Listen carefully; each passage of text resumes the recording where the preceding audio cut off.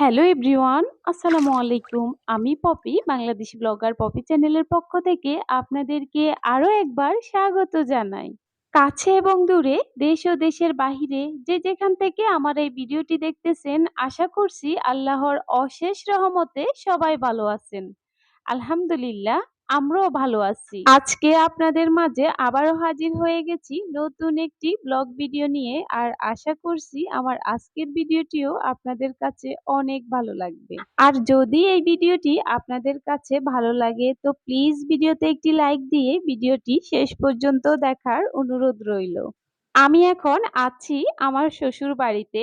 তো কয়েকদিন যাবৎ যখন আমি বাসায় ছিলাম তখন আমার শ্বশুর-শাশুড়ি আমাকে কল দিয়ে দিয়ে শুধু বলতেছে যে, "আমগুলা পেকেছে, সব পড়ে যাচ্ছে, খেয়ে যাও।" এরকম করে বলতেছে। তো অবশেষে শ্বশুরবাড়িতে আম খেতে চলেই আসলাম। আর ভাবলাম যে আমার প্রিয় আপু ভাইয়াদের সাথে একটু শেয়ার করি।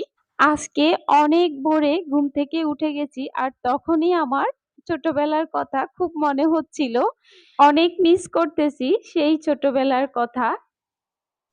যখন একদমই ছোট ছিলাম আর আমের দিন আসতো তখন আমরা সারারাত আমগুলো পেকে যখন গাছের নিচে পড়তো আর আমরা ভোরবেলায় গিয়ে ওই আমগুলোকে খুঁজে খুঁজে নিয়ে আসতাম। আর আজকে ভোরবেলাও আমি আমার শাশুড়িকে বলতেছি আমি গাছের নিচে আম খুঁজতে যাবো। রাত্রে আম পাকছে না, আম পড়ছে কিনা? উনি বলতেছে, "গাছের নিচে যাওয়ার দরকার নাই তো, গাছে অনেক আমে আছে।" আমি বলি, "না, গাছের নিচে আম পড়ছে কিনা আমি দেখে আসি।" তারপরে এই যে দেখুন আমি এতক্ষণ পর্যন্ত যতগুলো আম নিতেছি সবগুলোই হচ্ছে গাছের নিচে পড়েছিল রাত্রে। এইদিকে আমি আম খুঁজতেছি লুকিয়ে লুকিয়ে, কিন্তু অন্যদিকে ধরা পড়ে গেলাম। তাবাসসুমের আব্বু এখানে কি গাছের নিচে মাটি দিচ্ছে। তো উনি দেখে আমাকে বলতেছে, "কি করতেছো?" আমি বলি, "আম খুঁজতেছি।" উনি বলে হচ্ছে, "অনেক গাছে আম আছে। আচ্ছা ঠিক আছে, আমি তোমাকে কতগুলো আম লাগবে পেড়ে দেব।" আর এই তো আমার শ্বশুর একদমই ভোরবেলা কি সুন্দর সুন্দর ফ্রেশ তরতাজা এই শাকগুলো কেটে রাখলো দেখুন। এখানে কিন্তু আমার শ্বশুর, আমার শাশুড়ি এবং হাসব্যান্ড সবাই চলে এসেছে আর আমার পিচ্চি মেয়েটাও। তো সবাই এসে আমার এই গাছের নিচে আম খোঁজার পাগলামিটা দেখে হাসতেছে। তো দেখুন তো আমি কি কম আম পাইছি? অনেক সুন্দর সুন্দর আম পাইছি। তারপরে এই আমগুলো খুঁজতে খুঁজতে হঠাৎ করে দেখি একটা পাকনা আম পড়ে গেছে। খুবই সুন্দর আর আমার মেয়ে কি যে আনন্দ করতেছে এই দেখুন। Red colour. এটা কি কালার আম? Red colour, red colour, red colour, red colour. ধরো, এটা তোমার।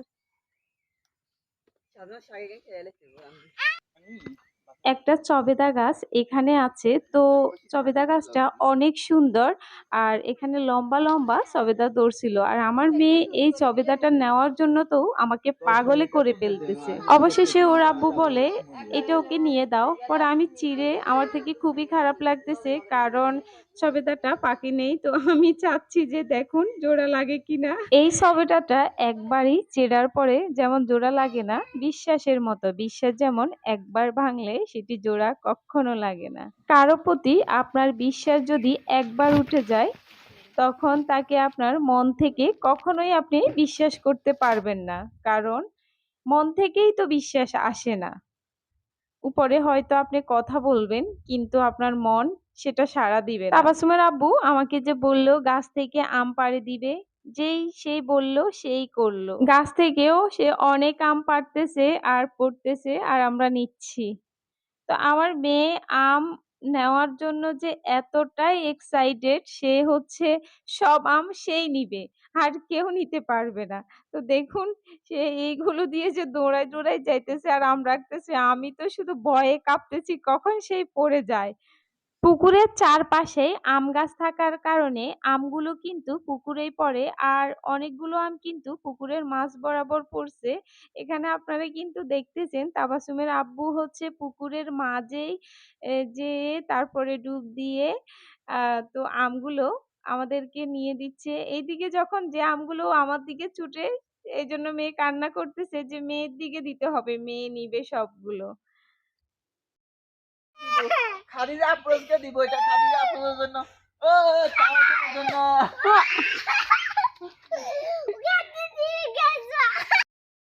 আমাদের এই ছোট, ছোট হাসি খুশিগুলো আমি চাই ক্যামেরা বন্দি করে রাখতে।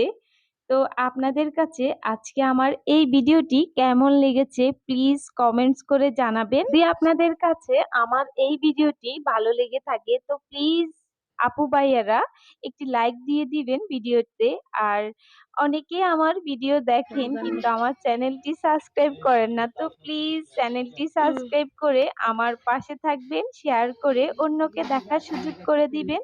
আজকের মতো এই পর্যন্তই। সবাই ভালো থাকবেন, সুস্থ থাকবেন। আল্লাহ হাফেজ।